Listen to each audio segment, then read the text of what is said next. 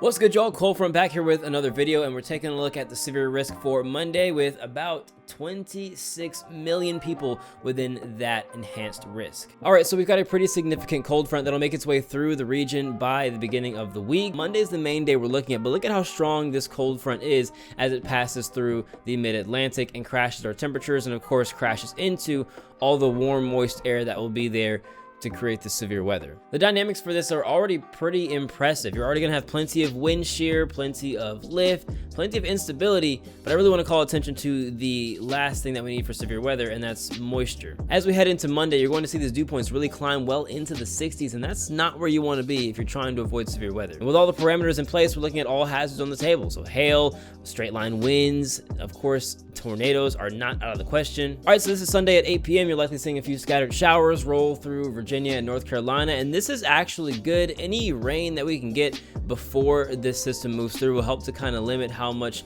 energy there is available in the atmosphere. I will say, if the sun comes out during the day on Monday before this storm hits, it's a bad sign. You don't want that. But regardless, some overnight showers into early Monday morning, and then this is where things get a bit interesting. So this is 8 a.m.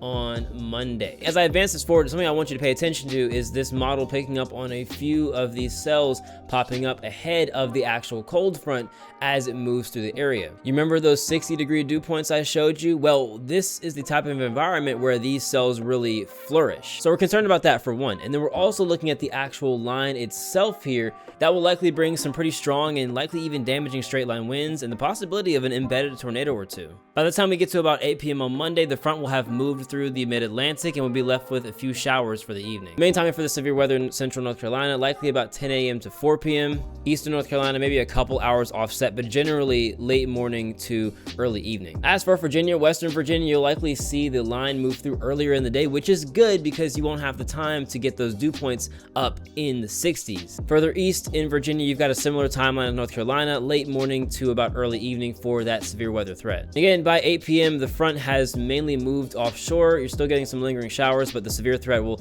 likely be limited at this point. And then we get cold. Then we're cold again. Then we're cold. It's always cold. It's always the cold, man. It's always the cold. At any rate, I haven't done one of these in a while, and I thought that this was the perfect opportunity to jump back in the chair because this is a pretty big event. Whether or not you see something, someone somewhere else will. At the end of the day, I mean, weather's gonna weather, and you're gonna be better off just making sure you're prepared no matter what happens. Regardless, just make sure, again, you are prepared, you've got multiple ways to get warnings, and you're just being smart. That's the biggest thing. Anyway, thanks for watching. If you have any comments, questions, or concerns, definitely leave them in the comments. Shoot me a DM, whatever it is. With that being said, thank you for watching, and please use common sense. That's all I gotta say.